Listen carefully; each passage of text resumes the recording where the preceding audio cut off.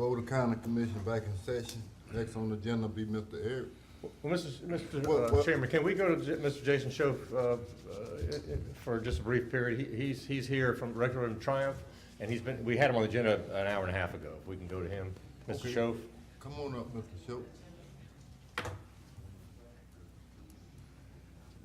Sorry to hold you up. We had one of our busy You're not days. holding me up at all. Thanks for having me. He has good news about money, so we always want to hear that first. We should have been here at that. I'll wait as long as you need. I appreciate you letting me come and Okay. talk to you today. Born and raised 25 miles from here. Rode this storm out in Port St. Joe, and I know it's punched all of us in the gut. Triumph Gulf Coast was here before the storm to try and help bolster the economies in the 8 counties, from Pensacola all the way to Wakulla County. What I'd like to, I think our staff has been in communication with your staff, but today I wanted to formally ask you to consider any priorities you may have had before the storm, and let us know after you've had time to think about it if your priorities have changed any after the storm. If there's anything in particular that we can do to help ad valorem tax assistance for any property. I know Gulf County and Bay County lost a lot of their property tax producing properties, and starting next year, that's going to be something that hurts every county. So that's something that we can help you with. I'd love to see us get into helping with affordable housing. It's not something specifically mentioned in our mandate, but it's something that I think all of our communities need. A lot of the service industry folks that I know lost the homes that they had, and without those, our local businesses are not going to do well. Right. Really, anything that you can think of, it's worth asking, and I'll certainly, as your local person on the Triumph Board, will do my best to make any request successful within reason. And other than that, I had mentioned during the break to Alan Pierce that one item in particular that's specifically mentioned in the legislation is emergency equipment, and gosh, I can't remember it exactly from memory, but something to do with helping the first responders with their equipment and their emergency response plans. That's specifically listed as something that's eligible for Triumph funds. Might be something worth looking into for your radios that you were talking about earlier. Yeah, Susan Skelton, the executive director, had actually called me Monday with the same information. She'd read it online about the issue, and so she said that for the Section 4 of statutes, that if the stuff we're purchasing is going to be county-owned, and part of our response thing, that yes, she thought it might be eligible also. So I didn't know what exactly you were going to say, but yes, I'm aware that so we have insurance on some of it, hopefully Triumph on some of it, and then Michael had talked to some FEMA people, maybe some FEMA coverage on some of it. So we're looking at 3 different pots to help offset this cost. So y'all, the county staff will be getting us a list of stuff that we want to apply to Triumph for? Yes, yes. I mean, I had drafted one letter that's probably not appropriate now, only because I have a few questions, but I don't want to interfere with your presentation. So commissioners, one of the things that I guess I would need a little more clarification on, Mr. Schoaf, is this ad valorem, I won't call it a rebate, but there's assistance in next year's ad valorem taxes. You need us to make an estimate on how much tax loss we may expect? Is that where we're going to? That's what we're seeing with Gulf County right now, Okay. where they're putting together what they expect Okay. to lose, and they're going to request, I believe it's 2 or 3 years worth Okay. of this. Okay. And of course, if it turns out your numbers are not right, we can always make an amendment to it, Okay. one way or the other. This would be coming out of the guaranteed portion for Franklin County anyway. So Okay. if you use it, if you don't use it, we're flexible. We can. Okay. The main thing is we'd like to help you if it means not raising property taxes on the citizens of Franklin County, and the businesses and homeowners. Okay. I had prepared a letter that did not include the ad valorem tax issue because I wasn't sure how it was going to be handled. So I think I need to revise this letter. But yes, certainly, Jason, I appreciate this. And so the county, I see, has sort of 3 things we ought to look at. And I can write Susan suggests that we get a letter to you all before your December meeting, just so you have something on the file. So my suggestion to you all is that I revise this letter to include at least 3 things. A request for Triumph assistance on some of our fire response that we just spoke about, and we might have a figure in there, and if we do, we'd go through the pre-application process, but I'll just, in the letter form today, that's one of the items we're looking at. The second item would be assistance in ad valorem, whatever losses we may have in the next couple years on ad valorem losses. We won't have that number yet, but let's put you on notice that we will be seeking that. And thirdly, though, put you on notice, Triumph Board on notice that we are having still interest at the airport for a new industry to move into the airport. This would be new jobs created from a company out of state, and that this is specifically what Triumph has always been up about, and we want to make sure that we get some help on that. And so, in fact, Susan Skelton has directed your Triumph staff, Mr. Schoaf, to come down here for a meeting when the applicant comes in from out of state. So we know you're very interested in that, but I just want to do a letter form with those 3 items, and if there's anything else, we could add to it. But it would be assistance on the communications equipment responsible for a fire, assistance on ad valorem tax proceeds, and assistance on the airport improvements. And those would be the 3 things that I would put into this letter. You have a draft in front of you. If you all are satisfied, you can approve that letter with me amending to include those 3 things. Well, you know, if you get a job, then people got to have some way to stay, so we need that affordable housing. I don't have a problem with saying that. I don't know, I don't have a sort of a concept in mind yet, Commissioner, Mr. Chairman. I certainly. Well, the people need affordable housing here now. Well, I'll add that as a possibility. They need it here now, but if you get people moving in, they got to have, ain't no need of getting no work if they can't get that, they ain't got no way to stay. Well, so we'll add that as a possibility. So we have 4 issues: taxes, radios, affordable housing, and then the airport. Is this an offer separate from the 15 million I heard that comes to our county in another level? No, this is part of that. Part. There is a minimum of 15 million that needs to be spent, or is allocated, I should say, to Franklin County to be spent on economic development projects the first year. And then we start then it goes down to, I think it's 3.2 million per year for 15 years for, can't do the math on all of it right now, but it's an awful lot of money to help Franklin County create jobs and bolster your economy. The main purpose of it was, our economies are very similar along the coast, and that we're all either tourism or military. And when the oil spill came in, it just wiped everything out. And so our goal is to use this money to create a 3rd leg on that stool, so that if one goes out, it doesn't cripple us. And so we're trying to spend this money on anything that can create net new jobs, or maybe diversify into a different industry that is not so heavily dependent upon tourism or the military.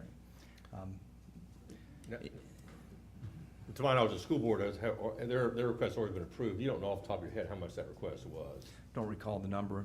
We are hoping to come back with a term sheet on that, because projects like that are designed to help kids get industry certifications, to put them in a good position to earn a high wage and hopefully stay at home in Franklin County. We don't want kids migrating off and not coming back because of no opportunity here. So I really am excited about the opportunities with the school system. It was a couple $1 million. I mean, two or three, something like that. It's an awful lot of money, but I can't recall exactly where the decimal point goes. My point is that there's already another claim on part of this $15 million, so we just need to work within that framework. You can get more, though. Right, that's what I'm saying. I'm hoping the airport project is going to be, it will fall into that competitive field, because it's going to be such a good opportunity for the whole region to succeed, that we might be able to compete with other projects. Absolutely. So I'm recognizing that. For the new commissioner, let me just say, the Triumph Board has already received $300 million from this settlement that our Attorney General did, and it comes in 4 different installments. The first $300 million is here, and that has been dedicated by the legislature to the Triumph Board. And that was and in that legislation said the first $300 million, 5% goes to responsible counties or impacted counties. So that's where the 15 million comes. 5% of 300 million is 15 million. The next set will be 4%, as I recall. So that'll be $12 million. And assuming the legislature keeps the money going to the Triumph Board, then yes, in 2 years or whenever the next $300 million comes down, we would get $12 million as a guarantee. I mean, the legislature, we hope are satisfied, that's not right. No, it's 15 million the first year. Right. Then there's 1 year skipped, which is 2018. Okay. Starting 2019, it's a minimum of 3.2 or Oh, I thought it 3.3 was million I thought it was every 3 year years. for Oh, I'm sorry. 15 years. Okay. You don't have to spend it this year. It's not going to disappear if you don't. Right. That money is earmarked, and it's a minimum. Certainly, you can have more than that if there is a really good project. We hope. We hope that you come up with a project that needs $50 million that's going to bring a ton of jobs, and also, as the chairman said, we have to have affordable housing mixed in with it somehow.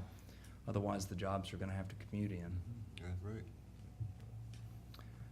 The other thing that we're working really hard on is we're working with the local Apalachicola Bay Oyster Management Group.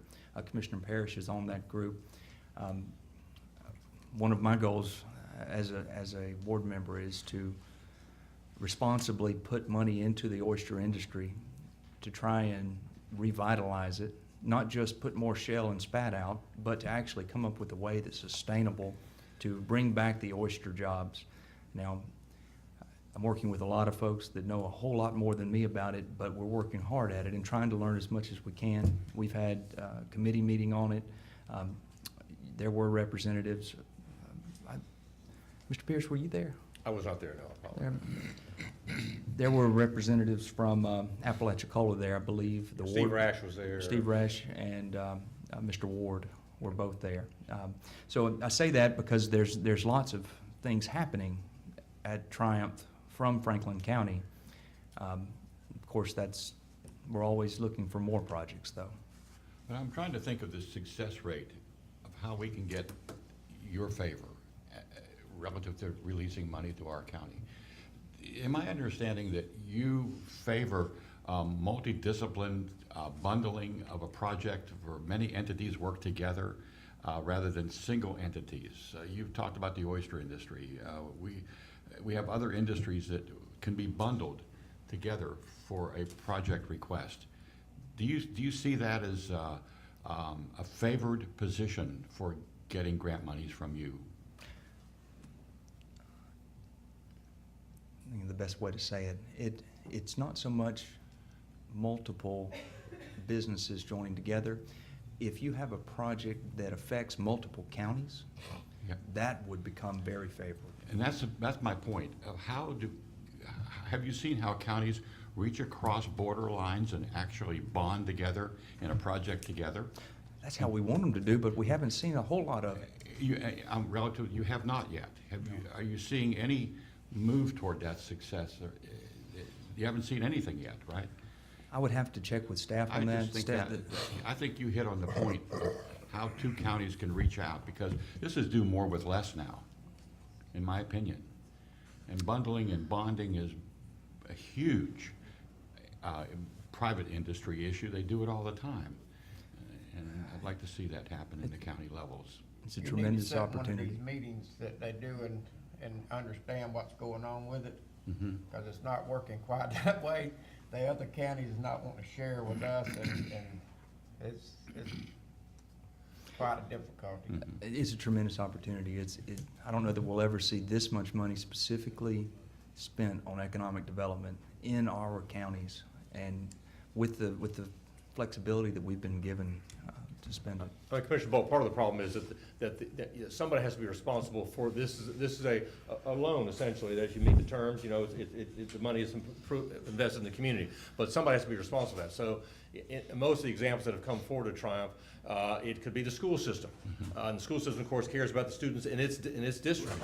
Or it could be an entity in Bay County that's building a building and employing people. Well, guess what? That building is in Bay County, so therefore the employees most likely could be in Bay County. The oyster industry, though, is an example that Mr. Schoaf's talking about, is one of the few that I've heard about, and there's some others, that is beyond borders of the counties, because oystering is grown all across the panhandle of Florida. So if, in fact, we reach an idea that when the consensus of the group is that this is the way of the future, it certainly could apply to Franklin Bay, Wacoa, all the counties that have oystering actively in their communities. But the oyster industry has got substantial hurdles to overcome, and it's a long time trying to figure out what the solution is, because there are lots of problems out there. And you need a sponsoring umbrella. And you need a sponsoring umbrella, that's correct. That's right. And that, I'm wondering if that is that small county coalition I've heard about. that It's just too early to say theory. yet, Yep. because you want someone who's responsible, who will manage the project properly. Small County Coalition is a coalition of 23 counties, not, many of them don't grow oysters, that's probably not gonna be the local place to go, but we'll see.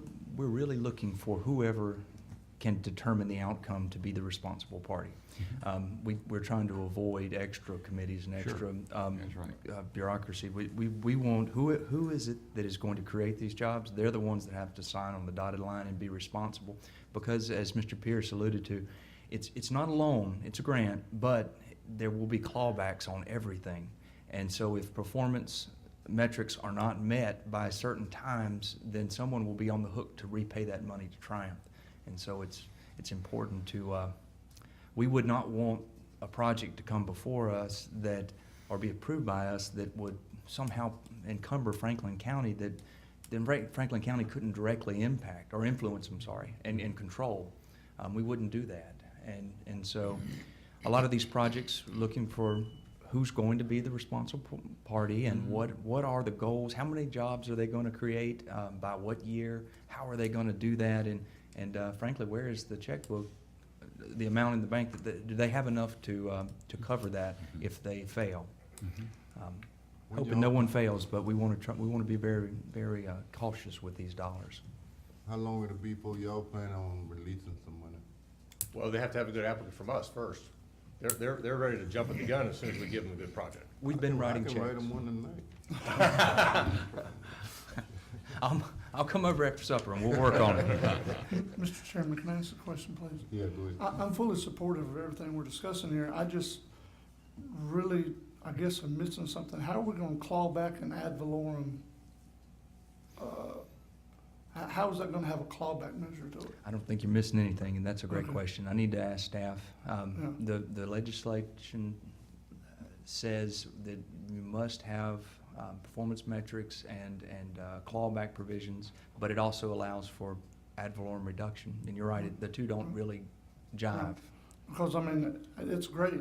I'm good if Gulf County can get that help and we can get that help. And we're not seeing a reduction. We can keep taxes the same and or reduce them. But I don't know how's a clawback gonna work for monies that are, in a sense, helping to fund what would have been ad valorem tax dollars. I will get our general counsel on Triumph to reach out to you or Yeah, that's fine. to your counselor Yeah. and get an answer to that, because it's a great question. I got another question on that. What if, on your Avalon taxes, people were living here, if they had a house blowed away, they relocated, we had got the money to replace that they taxes, and then they decide they don't come back, will we be responsible for that part? You see what, you see what I'm saying? Well, it wouldn't be on individual parcels, Mr. Chairman. It would be countywide, so if we had a reduction of, and I'm making this up, next year we have a reduction, that's a reduction of $1 million in our tax base, then potentially Triumph would say, okay, we'll give you that $1 million so you don't have to raise your taxes I know, to make but- up for it, so. But out of the 10, some of them don't come back, and you, Right, well, it would be for a set period of time, assuming that your other properties would come up in value, and so it would taper off. At some point, Triumph says, your economy and your local tax base should be recovering from the storm, and I'm saying 3 years, maybe something different, but in a 3-year period, your tax base, if growth is expected, if the growth meets the expectations, within 3 years, theoretically, your tax base will be back to where it was pre-storm, so guess what, your supplements end. I mean, that's how I see it working in a very general way. Yeah, I'm only one vote as you are on your board, and so I can't speak for the Triumph Board. I can speak, Yeah. how I would vote. And I believe that I wouldn't be interested in holding your feet to the fire on who moved back and who did this and the other. Really, the whole purpose of it is I don't want you to have to raise your property taxes Yeah. on your businesses and your citizens, because that's going to hurt economic growth. And if we can give you some money to offset what you've Yeah. lost in this storm to help those businesses grow, then that's what we'd like to I do. guess, but something to think about, 'cause let's say if you got 20 houses, low down people live. That come up to $1 million or $500,000. And they don't come back and we be them, got a grant for, Right. to put there until they, until they get back and build.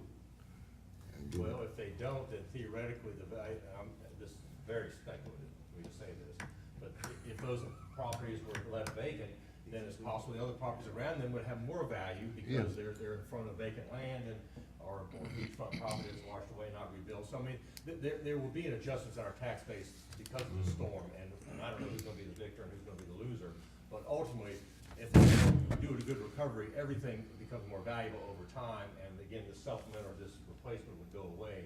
I believe all of them coming back, but Well, if they don't, Right. someone else may buy the property.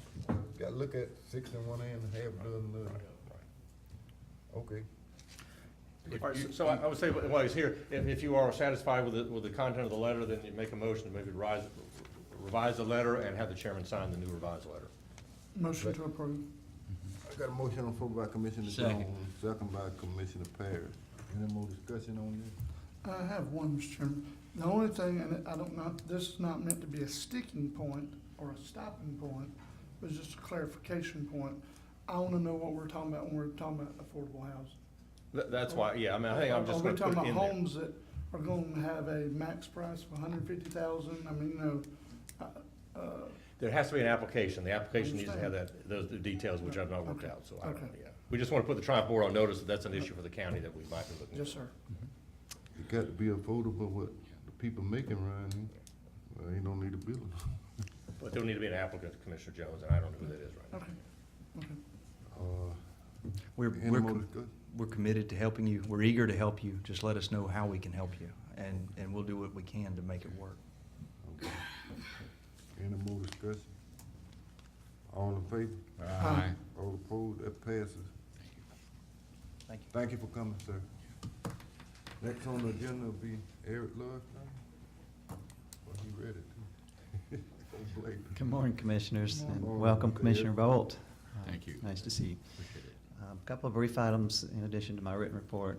One is listed as item number 6 on County Coordinator's report, and it relates to me being able to just spend my county budget that is existing, no additional budget, on fuel and repairs for the vehicle that the university has provided to us. Yeah, that I have to read because we have to, the finance needs me to put these exact wording into the minutes.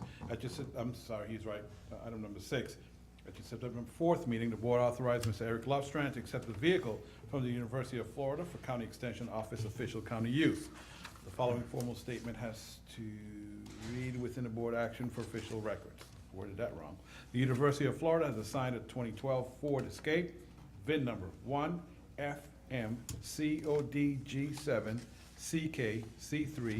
1FMCODG7CKC37162 to the County Extension Department.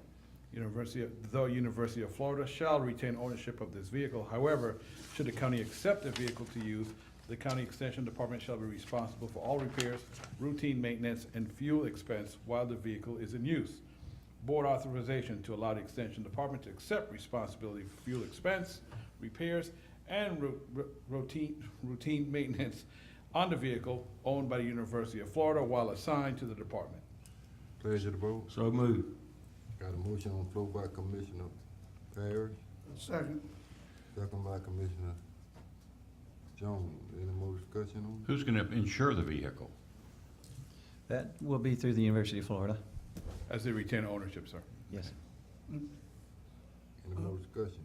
Quick clarification if I can, Mr. Chairman.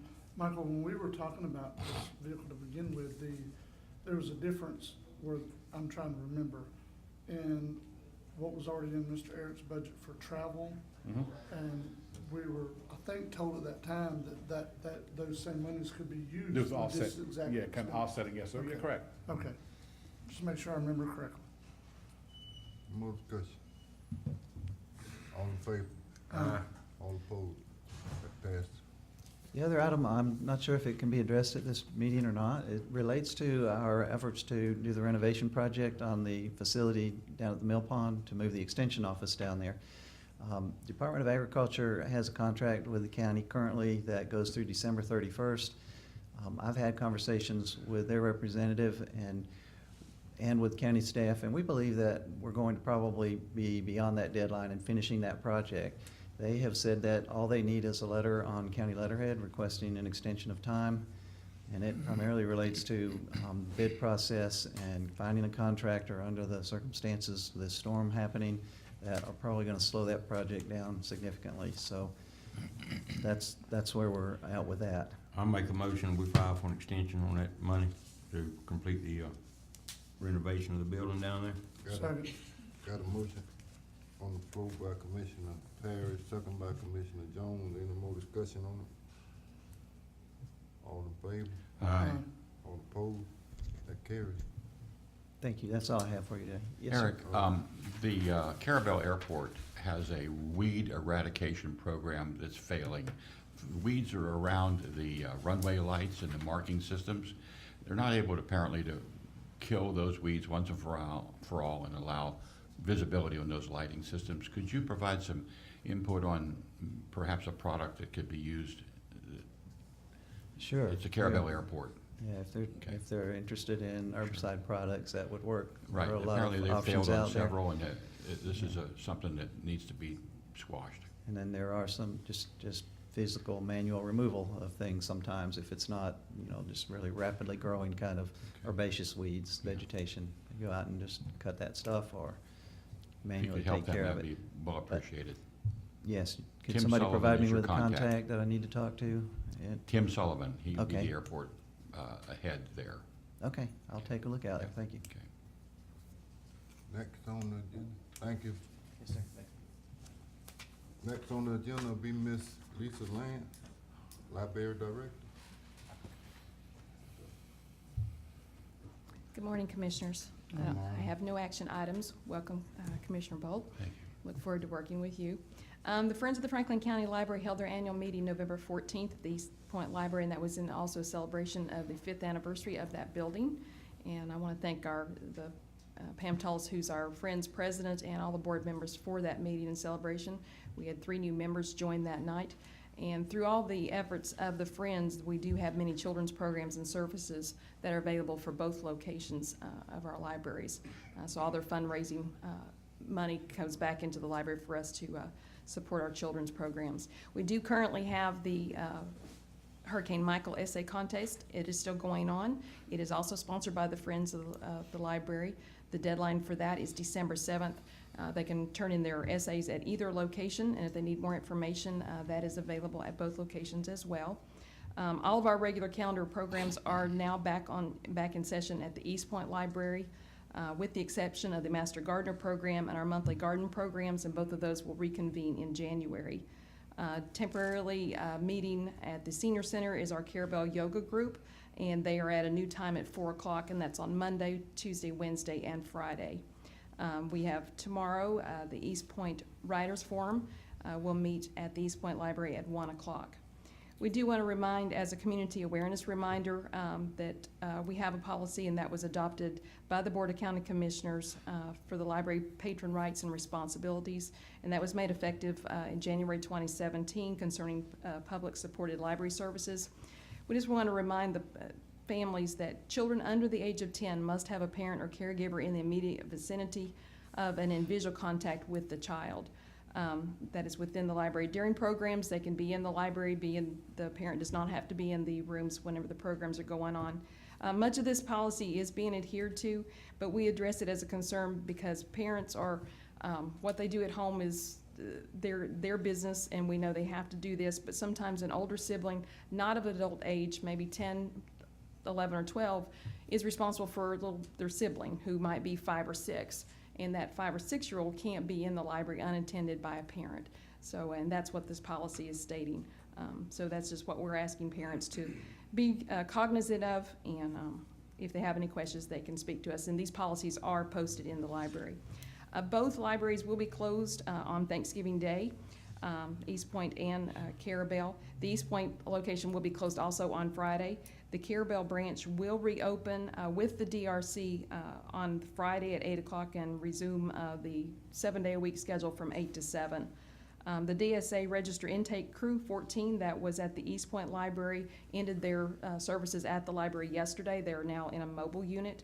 But if you have any questions, we can give you the schedule of where they will be. We do have other groups that's now at the DRC with FEMA. We've got an HR representative, and there is now a HUD representative also at the Carabel Library. The DEO, the employment assistance, that extension has been made to December 7th for filing for unemployment, and we do have a representative there that can speak to them if they have any questions. In the first 18 days at the Carabel location, we did service 3,793 customers, and FEMA has spoken to 474 residents, registering them and answering their questions. So we just want to remind the public, they are available at the library. We are there 7 days a week. The library is open as well, but FEMA is asking that anybody that needs to, they need to come register so that once the deadline passes, that they are at least registered in the system with FEMA if something was to happen later on with their homes or their properties. And that's all I have. Thank you. Ms. Lisa, I just wanted to compliment you and your staff for hosting that Disaster Recovery Center. I, as a layman, just thought it was genius to be able to bring everybody into one parking lot, one building, a public building, accessible, and it made me think of the creative ways in the future that we can do something like that. Thank you, and thank you for coming. We've heard nothing but positive from the public. They've been really appreciative of FEMA being in the area, and it has been a good service to them, and they're dedicated to what they do, and they want to see that everyone that needs assistance gets assistance. Thank you. I'd like to also reiterate what Mr. Bolden said. I know that when we first started talking about it, myself and Mr. Morone, he was like, well, what building can we use in East Point? Where do we have it? So, well, if they're okay with it, the library is there, Michael. So I thank you and your staff for being able to take that on, still be able to run the library and allow those to be there. Thank you. And I thank my staff. Staff and volunteers have been a great help as well. So thank you. Keep up the good work. Thanks. Next on the, Mr. Jason Perkett, airport manager. He's not here. Okay. Next on the agenda, we're moving on down to be Mr. Kirk Blair, TDC, Minister report. Good morning, Commissioners. So congratulations, Commissioner Bolt. Welcome. Look forward to working with you. Congratulations, Mr. Jones. I assume it's congratulations. We're looking forward to working with you. I think you'll find it's a good experience. I don't have an extensive report for you today, but there are a couple of things that I'll mention. You have our collections report in front of you, and you see that we're maintaining about 6% for the year. We've got one more month in the fiscal year from last fiscal year to get the numbers in on for September, and I expect that they'll be pretty close to where we are now overall. We're obviously going to see some impact from the storm in the 2018-19 numbers. With October, we're going to be off on October. A number of the facilities that were not impacted by the storm had maintenance people in for the utility companies, so it won't be quite as bad as we would expect it to be, but nonetheless, the island numbers are going to be down as a result of homes being damaged and the like. However, I fully expect that our numbers are already, our projections for the spring are already higher than normal. We're already getting some feedback from other areas along the coast that are not going to be available in the spring, and people are looking elsewhere for reservations, and we've already had positive reports from the lodging companies that they're going to do very well during the spring in terms of their occupancy. So I would expect that overall next year it's going to be another positive year. It's too soon to project in terms of exactly how much we'll do, but I'm not concerned particularly that revenues will be down after we see it all play out here with the storm recovery. The other thing I'll mention to you that all of the centers are open. East Point Center, by the way, is also hosting the FEMA group here for the next few days, and we're happy to do so. And they've got nice facilities set up there, so it's going to be work very well. For the most part, the lodging companies are coming back. They're not all back yet. Some had damage to a number of their coastline properties that will take a good deal of time to recover from. But for the most part, those lodging facilities on the island and in Carabel are back up and operating. And we projected with them that somewhere around the 15th of November, they figure that they'll be, to the extent that it's possible, accepting those buildings that were, seriously damaged, and those along the Carabel Beach properties there are some of those. But otherwise, they're going to be operating very well. We've lost some restaurants, as you know, specifically in East Point, and a number of restaurants, for a variety of reasons, are making adjustments in Apalachicola. So we'll see how that all plays out. But most of the storm damage they've gotten beyond. The other thing I'll report to you is that we've got another vacancy on the TDC board. It's with a lodging provider, Diana Prickett, who's been on the board since pretty much since the beginning, has not asked to be reappointed. So consistent with the custom and the way the policies that we've been using for this, we've started advertising locally for people to respond. My expectation is that we'll get responses in time for our December TDC board meeting, and we'll have our recommendations to you at your second meeting in December. Other than that, we've got a meeting scheduled at the next TDC board meeting is scheduled for December 12th, and I'm happy to answer any questions that you may have. Pleasure to the board. Any questions? I just want to mention one thing, Chairman. At a previous meeting, Commissioner Jones and the rest of the board members agreed they would like an updated list of the members, the current members of the TDC. Oh, okay. So if you send it to me, I'll forward it on to That'll them. be fine.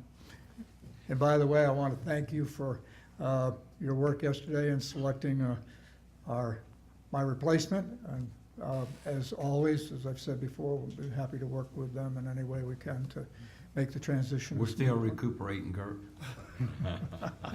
What I would like to mention, though, as you said, you have an opening with a lodging provider. There has never been a lodging provider member of the TDC board from Apalachicola. All of your lodging providers are from other places. Well, we have one now, sir. Yeah? Yeah, it was Kathy Robinson. She filled. She's a lodging provider? She is. She has. What is she on? Well, her company manages a number of vacation rental properties in town. Okay, well, that's good. That's how you remember, she took the slot that Walter Armistead left. Okay. And that's how she qualified for it. Okay. Commissioner, I understand the frustration.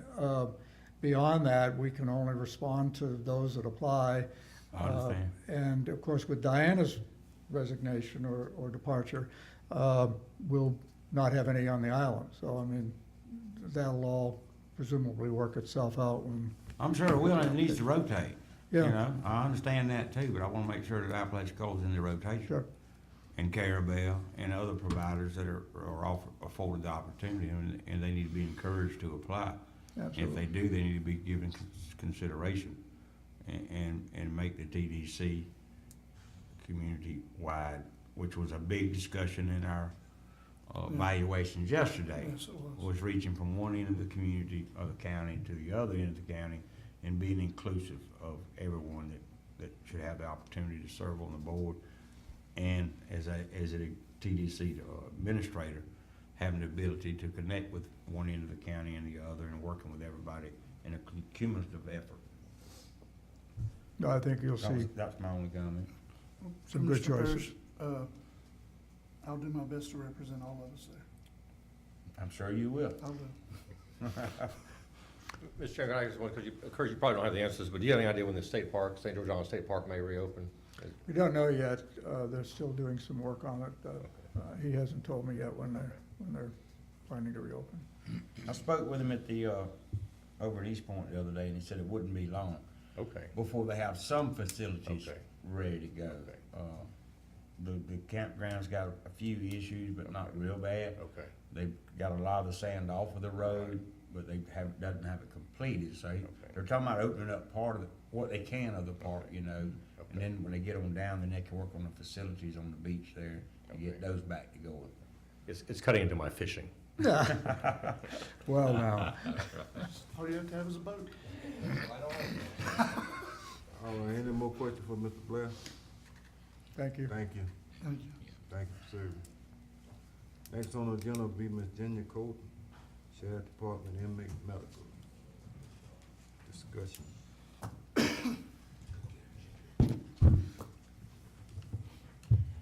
Good morning, Ginger Coulter, Franklin County Sheriff's Office. Welcome, Commissioner Bolt. It's good to see you here today. Well, this is the subject that I hate coming before the board, probably more than anything, and it's the inmate medical. Mr. Bolt is new, so he's not real familiar how that works just yet, I'm sure. It is the county's responsibility to pay for medical care for inmates housed at the Franklin County Jail. That's inmates, whether the sheriff's office arrests them, the cities arrest them, FHP, FWC. There's no distinguishment between the arrestees. We're responsible for their medical costs. For 2017, 2018, our medical budget was $145,000. We have expended already $210,534.92. We have outstanding $65,502.11 for a total of $276,037 in medical claims.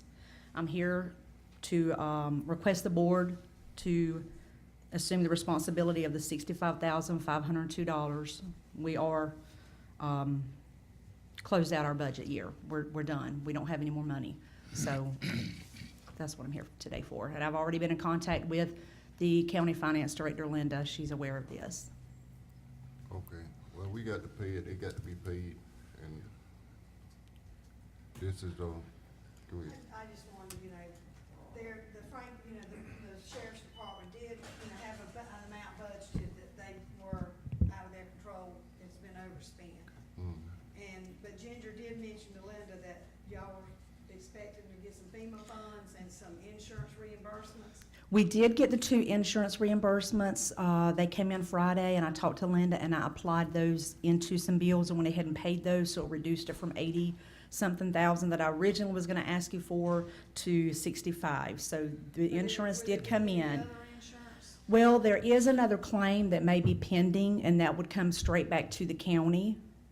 So we would not ask to keep that money. That would go back to the county to help offset this right here, this money, yes. The board, what happened is because it's been overspent the last few years, when you went through your budget process, we do have a line item that, has put some money in there to help cover this, just to,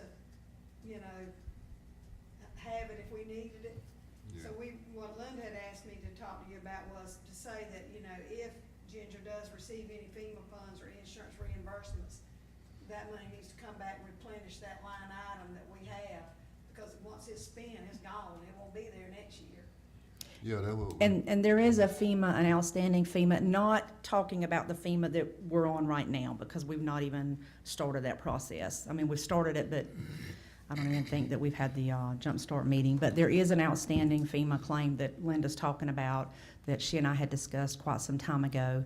We estimate that to be around $42,000. So once they finalize that and send that, that's what she's talking about, is that FEMA, not the one that's occurring now, but that one that is still outstanding. The only other thing I would say, Ginger, is, I've said this before when we had problems with inmate medicals. I hope that the sheriff's department is working closely with the state attorney and judges to resolve cases quicker and reduce our jail population as quick as we can reduce the jail population. We need to be I agree. working There's, with them to get cases moving forward. I agree. This is probably one of the most stressful parts of my job is dealing with the inmate medical. Every time I see the ambulance come to the sheriff's office, I brace myself.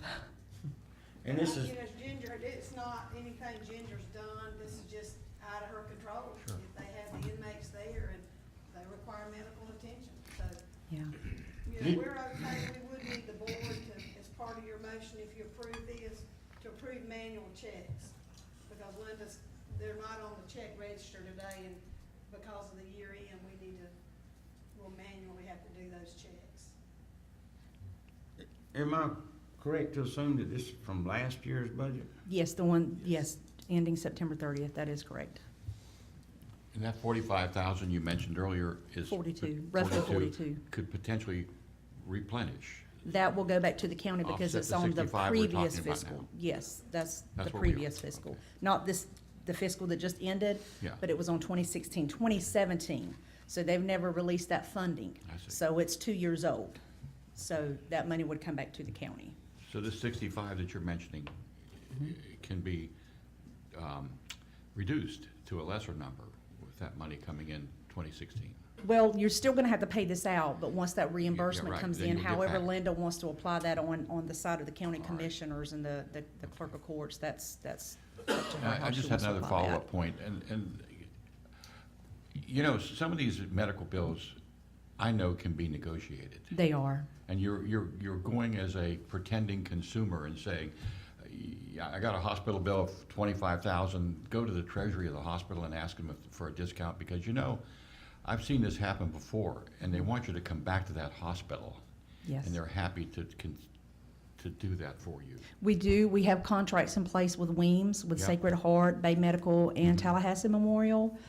We also have a third-party negotiator that we work with, that any of those entities that are outside of those agencies that we have contracts with, we send the bills to them. They scrub the bills, they negotiate to get a reduced rate for us. So we do not pay any of the bills at 100%.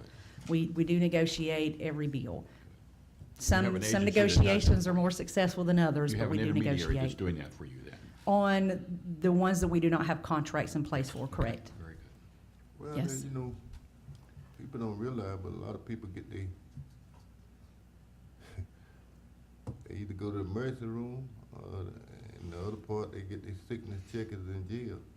They, when they out on the street, they don't go to the doctor. Well, let me just clarify really quick. We don't just send them to the doctor just I know, because I it's, know, it's yeah, not- okay, No, I'm not saying y'all, yeah.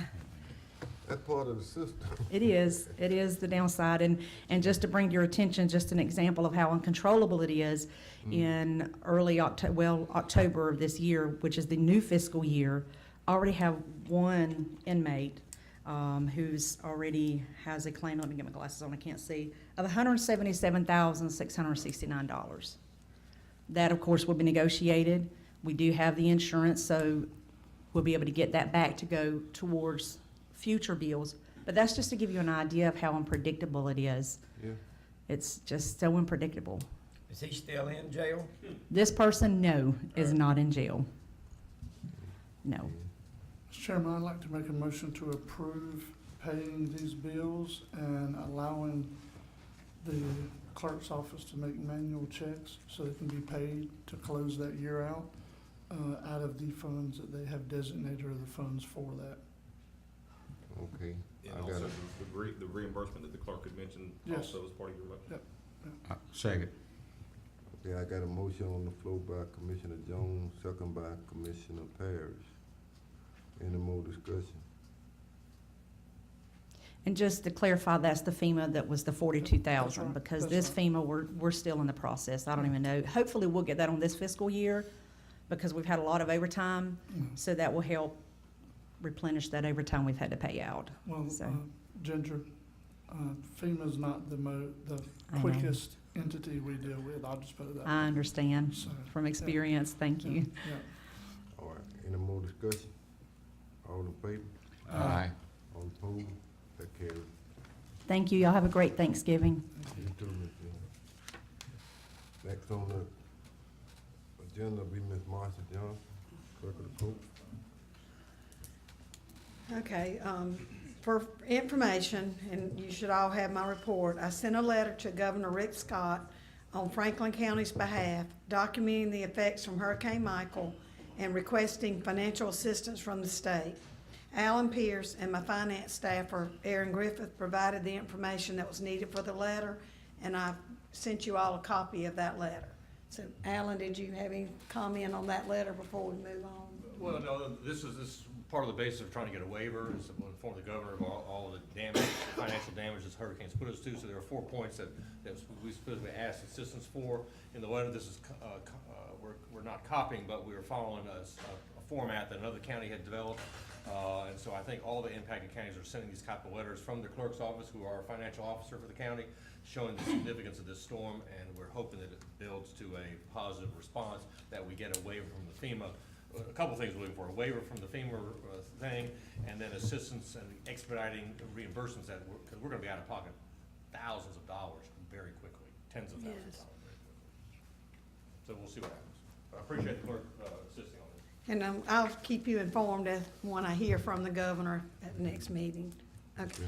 I have 4 resolutions for adoption on unanticipated revenue as part of the end of the year bookkeeping that involve funds that weren't included in your budget this past year because we didn't know at the time those monies were gonna come in. All the funds did come in, they were all spent, and approval is needed to comply with Florida Statute 129 to incorporate those funds into the budget. The first resolution dealt with $15,000 we received from Duke Energy for the payment of expenses relative to a Sea Oats initiative grant.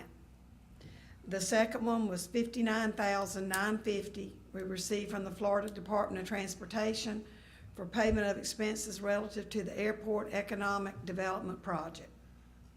The third one dealt with $33,750 received from the Florida Department of Environmental Protection for the payment of expenses relative to the removal of the derelict vessels. And then the fourth one was $374,000 received from Florida Division of Emergency Management for payment of expenses relative to the Residential Construction Mitigation Grant Program. Pleasure of the board. Can we do all 4 of these at one time? Ms. Marcia? Yes, sir. We can. Motion to approve all 4. Second.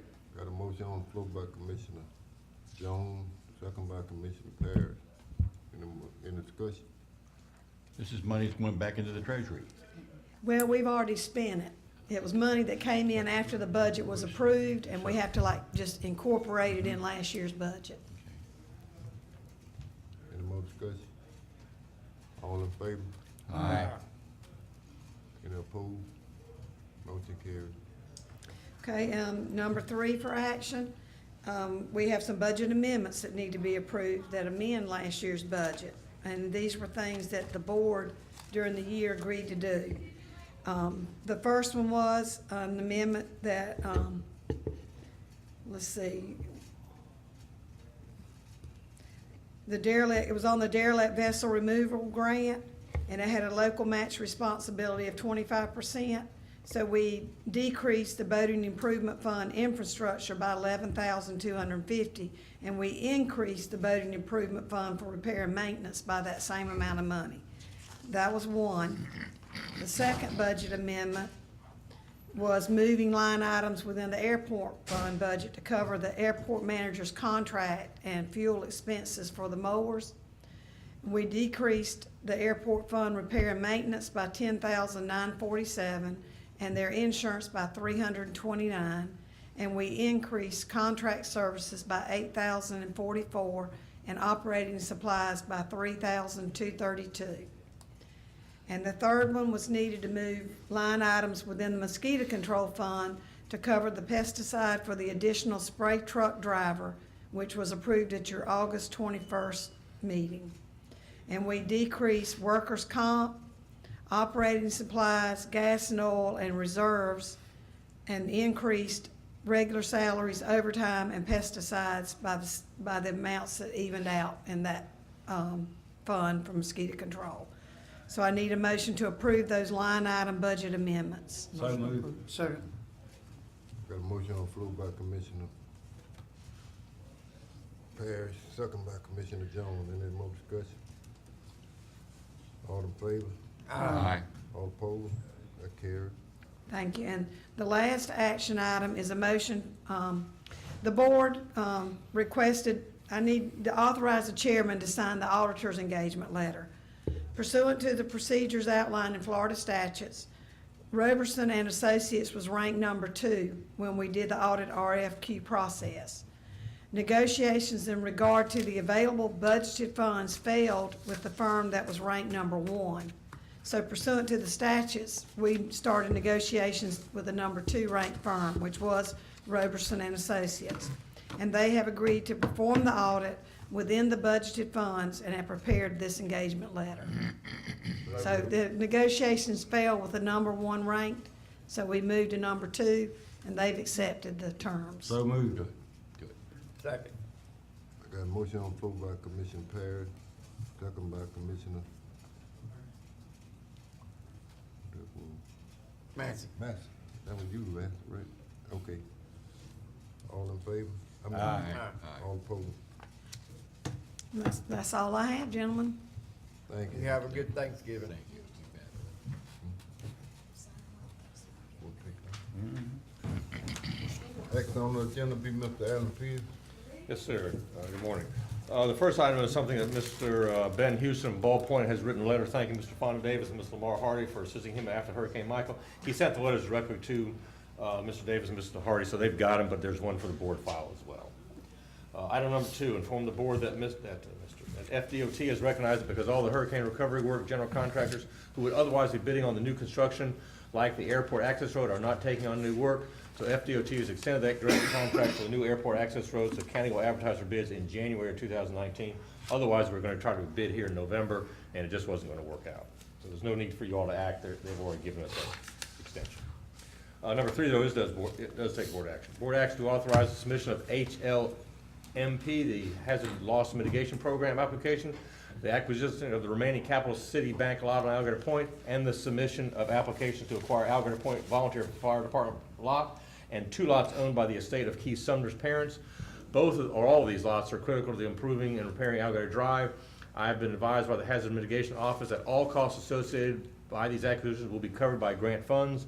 Mr. Mark Kieran has finished the applications, and when they are complete, he will put them in the board file. Let me say before you act, I realize, Commissioner Bolt, that the Capital City lot that we are acquiring has been eyed by the volunteer fire department as a location for their new thing. I don't know whether that's gonna work out, so I ask you all to make the acquisition application, and while the fire department works that out, maybe we acquire it, maybe we don't. The fire department, and at least one person this morning said, oh, we have funds to buy it. But it's possible, I say this with some hesitation, it's possible that we buy it and get an allowance from FEMA to allow them to use it, and so that they don't spend any money. I mean, that's one outcome. The other outcome is we buy it and they can't use it because we bought it for vacant land. I just don't know what the outcome's gonna be, but I think we need to move forward in the event that the fire department finds that that's not the best site for them. And the risk they have is that still too close to, vulnerable areas? So moved. Second. All right, I got a motion on the floor by Commissioner Parrish. Second. Second by Commissioner Massey. Any more discussion?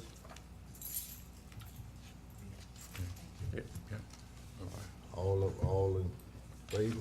Aye. Any opposed? That carries. Okay.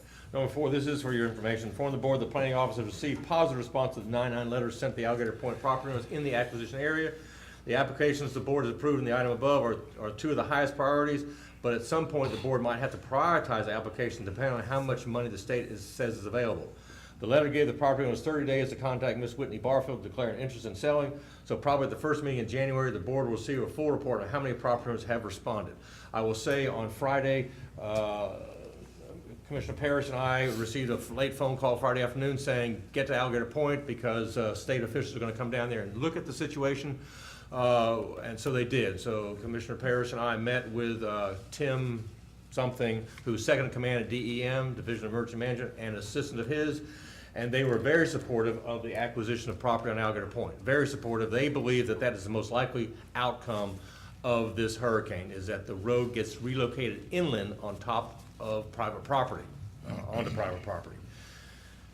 That's the good news. The bad news is that that acquisition, there's some, to move the road that's been damaged, there's at least 16 lots and maybe 14 houses that need to be acquired, and if one of them doesn't want to be acquired, then I don't know what we're gonna do. But they're very supportive of providing enough funds to get that road relocated. They said that we are here because we think that's the solution.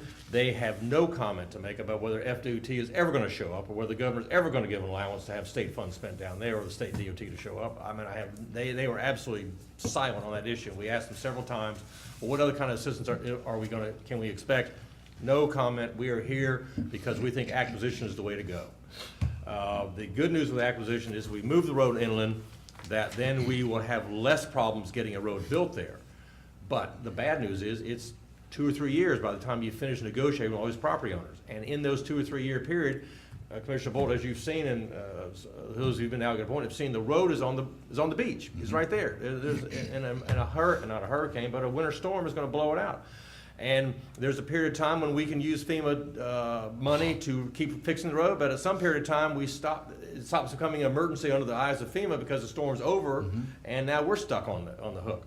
So it's just a bad situation, and I don't have a fast solution except for the state of Florida to come in there with its resources and help maintain that road. Need a bridge. A bridge, I don't care what, but the state has made no offer to do that. In the meantime, though, we're doing our homework, and we're providing responsibility and management of this issue. The state's over here, and we're gonna lobby them to pick up that road and take it over. But, so we're doing our responsibility in the meantime. This does not go to waste. Right, okay. You lobbying being the Alligator Point Yeah, residents sure, out there yeah, have hired that's somebody right. and do all that, yeah. That's right. Okay. Yeah, no, I don't think it's going to waste. I just don't want to mislead the community at large that there's No. somehow a short-term solution inside, because I don't have Right. one. Right, Okay, that's item number 4. Item number 5, I just want to give the board a copy of the letter we sent to the governor regarding the action we took on the November 6th county commission meeting, so that's in your file. And then item number 6, we already dealt with the Triumph applications, and Mr. Shoaf brought information forward. So that's the end of my report. I will say, yeah, we had a motion to sign these things. Okay, that's the end of my report. Okay, keep up the good work. thank you. Thank you. Yeah. Next on the agenda be Mr. Morone. Not speak fast, Mr. Pierce, I'm sorry, that wasn't part of the training. Item number 3 in my report, we already addressed 1 and 2. During your November 6th meeting, staff read aloud the names of the firms that responded to the request for qualification for the design of County Road 67, widening and resurfacing project from Highway 98 to the Crooked River Bridge. These submittals were sent to review committee for ranking, and Dewberry was ranked number 1, Genesis was ranked 2nd, Gresham Smith 3rd, and Baker 4th. Board action to accept the ranking and authorize staff to start contract negotiations with Dewberry, the number 1 ranked firm. So moved. Second. Got a motion on the floor by Commissioner Parrish, second by Commissioner Jones. Any more discussion on it? All in favor? Aye. All opposed? That passed. Item number 4, Board of Adjustment didn't meet in November as there were no variance applications submitted prior to the deadline. However, the November Planning and Zoning meeting was canceled due to a lack of a quorum. Volunteers are still needed to serve on both boards. Ms. Nancy Deal had expressed interest in serving on the Planning and Zoning Board a few months ago, but had an application in front of Planning and Zoning at that time, so could not be appointed. That application has been approved by both the Planning and Zoning Board and the County Commission. So Ms. Deal's request to serve can now be considered by the board. If appointed to Planning and Zoning Commission, Ms. Deal would serve as an alternate for at least 3 months and then change to one of the regular seats. So moved. Second. Yep. Got a motion on the floor by Commissioner Parrish, second by Commissioner Jones. Any more discussion on it? This is a good thing. I've been to some of these board meetings and been disappointed that we didn't have a quorum. Yes, You know, sir. you've seen that last January particularly. This is good backup. Okay, any more discussion? All in favor? Aye. All opposed? That carried. Number 5, on another zoning matter, staff has been working a zoning complaint at 144 Appalachian Street in Lanark Village. There is a travel trailer at this address connected to water and power and is allowing sewer to be dumped on the property. It's a violation of both county and state health department rules and regulations. Staff has sent 2 certified letters to the property, bless you, sir. requesting corrective action with no results and has received numerous complaints from the neighbors. Board action to forward this violation to Attorney Schuler for further action. Time to bring out the big guns. So moved. Second. I got a motion on the floor by Commissioner Parrish, second by Commissioner Massey. Any more discussion? Yes, real quick, shouldn't the state health department go out there and find them in violation and fine They them are, for they're dumping doing, this that's sewage on the in, that's in process property? also right now. They already did. Okay. They did. Now, what's gonna result from that, as far as the health department's concerned, I don't know, but I've got a notice of the violation sitting in my office, but I did not wanna move forward with enforcement action without authorization from this board. Okay. Well, they need to do something, cause that's Yeah, we'll be not good. coming at them at both ends, Yeah. Commissioners. Any more discussion? All in favor? Aye. All opposed? Motion carried. Carry. We addressed. I didn't think anybody else caught that. We addressed item I number did, but six. it was too late. We addressed item number 6 already. Item number 7, Ms. Deborah Belcher, President of Romillis Planning and Development and the County CDBG Administrator, would like to contribute $50,000 to the county. One of the reasons for this contribution is to compensate county for staff time for gathering information and distributing applications to residents during the East Point Lime Rock wildfire recovery. And another is to provide a source of revenue for the county to contribute that required $50,000 leverage to the East Point Lime Rock wildfire CDBG project without having to use the county's very limited SHIP funds.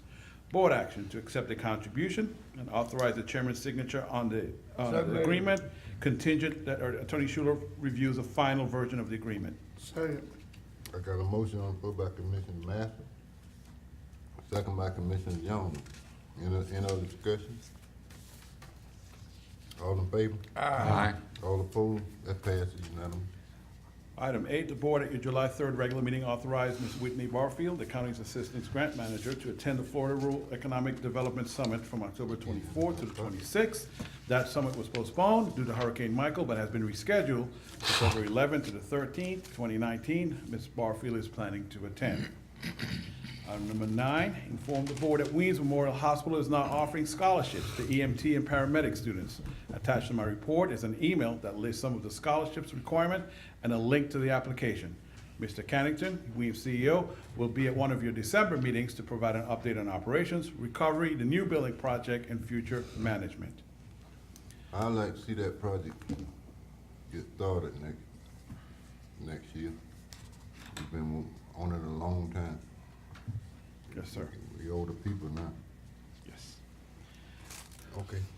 Item 10, attached to my report is the October ESF 15 report submitted by Capital Area Action Agency. Let me know if you have any questions on that report. It's basically just the initial deposit, and the transfer of the funds. Item number 11, attached to my report is a copy of the SHIP program's advertisement accepting applications for fiscal year 2018-19, down payment assistance, emergency repair, and owner-occupied rehab programs. The application period for the owner-occupied rehab program will begin on January 2nd and end on January 31st. If you have any questions, let me know, or do not hesitate to contact Ms. Lori Schweitzer, your SHIP administrator. Where's the office at now? She is transitioning from the old high school to the Armory.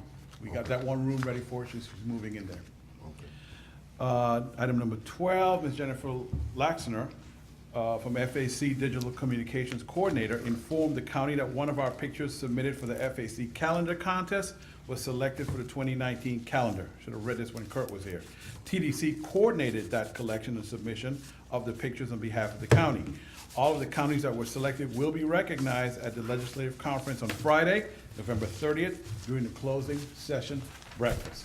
And I have one more item that Fonda sent to me, emailed to me while we were doing the meeting. He forgot to mention he'll be on vacation next week. Albert will be the contact if you have any issues with solid waste, animal control, Parks and Rec, anything like that. Albert will be a contact for next week. He usually take the whole month, huh? That was back in the day. I have one thing for Mr. Morone, if I can, we'll take this a second. I'd like to make a motion to be able to buy 3 more shirts for the building department man that's working. He don't have but 2 shirts. When we order them, he had to wash them every other day. His 2 shirts, the one that was working. Monitor, So just for the building official or for Yeah. for the planning and zoning department? It's planning just- zone, they don't have but 2 shirts, For Okay, everybody, I guess. Everybody who needs them. huh? How about for everybody who needs them? Well, they out Including working the- every day. Including our new Yeah, commissioner. Mr. Byrd hadn't got a couple shirts like us, he needs a couple. okay, so, Second. Got a motion on the floor by, Commissioner Master, second by Commissioner Jones. Any more discussion? All in favor? Ah, All opposed? I will say this to y'all, I'm sorry, sir. The lady that did the shirts we have now, all her stuff flew away with Hurricane Michael, so we have to look for another vendor, so. how about the one in East Point? She does shirts. Michelle? Yeah, Okay, I'll contact her. Thank you, Next time Commissioner. y'all do something for the commission, put the names on. He might want his name. Oh, okay. That'd Sure, be- that would be helpful. yeah, we didn't get our names on it. Then get Yeah, the that's, names. that's mostly my fault. I figure you like your names on your ID rather than your shirt, but that's fine. I'll make sure it's on there. No, well, see, when we in the meeting down south and everything, Okay, it'll be better. Can you put them on the right side of the shirt rather than the left side? okay. Work on that, yeah. Okay. All right. And I'm sorry, that's the end of my report. I'm writing, I'm Any sorry. other- Okay, Have a happy Thanksgiving, y'all. You too. You you too. too. Okay, Mr. Schuler, next on the report will be the lawyer Schuler. Yes, sir. 2 action items for the board. One is regarding the budget for Mr. Garlick's services in responding to the complaint about the soccer field being constructed at D.W. Wilson Field. The request is to increase the budget from $5,000 to $7,000. And I've attached the emails, but essentially his explanation is that because the neighbor keeps scrutinizing and complaining with the Northwest Florida Water Management District, he's having to, I guess, provide additional oversight that he otherwise might not have to provide. So moved. Second. Oh, There you go. You made a second? Can't make motions in second. I got a motion on the floor by Commissioner Parrish, second by Commissioner Jones. Any more discussion on that? Same people? Yes, sir. Okay, they'll get over it. And we just have a relationship with Garlic that, I mean, he says 2,000 more, we just say, okay? Is there? That's up to the board. I mean, he's telling me that he has expended the current budget of $5,000. Okay. At this point, based on the reports that he has provided, and tells me there's 2 additional reporting cycles that are, in his estimation, are going to be required. So this is going to be a not-to-exceed number of 7, but that, we also started out with a not-to-exceed number of 5, but you know, it's a lot like a lot of things in life. When you start a project, you can't guarantee what the life cycle is, because as I tell people in my private practice, here's my best guess based on my experience. Sure. But my fees are going to be determined on how hard the other side makes me work. Yep. So We want that's the just the way soccer it field works. finished. Sir? I said, we need the soccer field finished. That's correct. We need this enforcement action by the Northwest Florida Water Management District Right. concluded, and the only way to conclude the settlement is through these reports. So. Well, see, if someone gonna take us all the way, cause they've been complaining ever since we started, so. Yep. Okay. It's gonna be a continuous battle. Okay. Yep. From day one, they've been fighting. Okay. Do we You have a want me to vote? get- You I want, don't think we had a vote yet. okay. Pleasure to vote. We already made the motions, haven't Motion in the second to approve. Yeah. we? Call for the vote. Oh, okay. All in favor? Aye. All opposed? That motion carried. Second action item regards the, Sorry about that. an FDOT letter that I received, I guess subsequent to the last board meeting. A copy of that letter is included on my report. There's a lot of information in that letter, but the action item I'm asking for today is their request that the county appoint a person that will be the authorized go-between between the county and the state for the debris pickup. Now, of course, we all know Pam's been managing that for us locally, but we now have this official request from the state. I've suggested in my report that Pam seems like the most logical person to manage that response, and that I would be the person to manage the contracts, but it's board pleasure. But they do want someone appointed. So move on the attorney's recommendation, Ms. Pam Burnell. Second. I got a Motion on the floor by Commissioner Parrish, second by Commissioner Master. Any more discussion on that? Question. Does Pam know about this? Yes, Okay. we did talk about it briefly. Now, whether she remembers, because we've been talking about a lot of things, the PPDR, private property debris removal, the interlocals, a lot of different things, but I did mention this Okay. to her. And, I mean, logically, it is within the scope of her employment as your EOC director. I mean, I can't think of anyone else who would be better suited to do this. Okay. Okay. We got the vote, right? Yep. All in favor? Aye. All opposed? That motion carried. Does the board have any questions for me on the informational items on my report? I'm not going to go through them unless the board has any questions for me. I'm sorry.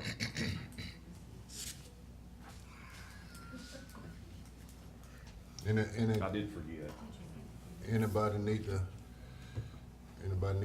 question Mr. Schuler? We good? I get it. All right, thank you, Mr. Chairman, and Commissioner Bolt, welcome, look forward to working with you. Thank you, appreciate it. And everybody have a good Thanksgiving. Absolutely. That's it. Okay, next will be commissioner comments. On that, I want, Commissioner Bolt or Mr. Bolt, which one you prefer call? Oh, I don't know, what's your choice? I just want. Just Commissioner would be fine, or you can call me Bert also, I'd be fine. No, I got to respect. I gotta have that title, I gotta okay. see that title. But anyway, I wanna welcome you aboard to the commission and Thank you. you enjoy it. I hope you do. I wanna give you a little advice, so, I mean, I know you're gonna, I'm not trying to tell you what to do, but they got a school. If, I don't know whether you signed up for it, but we got a commissioner school that you're welcome to go to Yes, sir. if you wanna. Yes. You know, everybody in here has been through it, and it'll help you out a great, it's a good thing to do. Thank you. You do. And You're I a would, certified county commissioner? yeah, certified county commission. Okay. It'd be in different places all over. And you the get state. his ethics this time while he's down there too. Yeah, you get your ethics training. Okay. Yeah, that's a requirement, so yes. Yeah, that's. Yeah, a they'll give it requirement. at this round here. He can go ahead and get his at this round while he's here, then he won't have to worry about it. Then they'll give an 8-hour course while you're there. I went through it, well, I've been through all of them. You listen 210 jokes and hours worth of ethics. I tell you what, I thought, I first come on, I thought I know a whole lot, but I got in there, start doing the this, that, and the other. Yeah. I said, this is a different ball game here, I got to go. Sure. Imagine. Okay, but, any more commissioner comments? I just wanted to say I appreciate the opportunity to be here. And I wanted to say that I see this election as a calling, and I also see this job as a county commissioner in the area as a ministry, and I mean those sociologically. I felt that way a lot during the campaign. And this county commission position is not about, it's not about Bert Bolt at all. It's about access for the people to the county governance. It's about providing availability for the people to have access to the county. And I feel that's very important. And I look forward to complimenting all of you on the commission, and I see us working as a team as we develop the work for the people. And I just look forward to the input and the training and your tutorage as we go through this. And thank you. Thank you. There you go. On the other hand, I'll be the alternate with y'all on, yeah, on them permits. Yeah, we need an alternate on the consortium. That was, Mr. Chairman, as you're talking about the consortium, you want to be an alternate on the consortium? Yeah. Yes. I make a motion, Mr. Noah be the alternate on. Second. All right, I got a motion on the floor by Commissioner Massey, second by Commissioner Parrish. Any more discussion? All in favor? Aye. Aye. All opposed?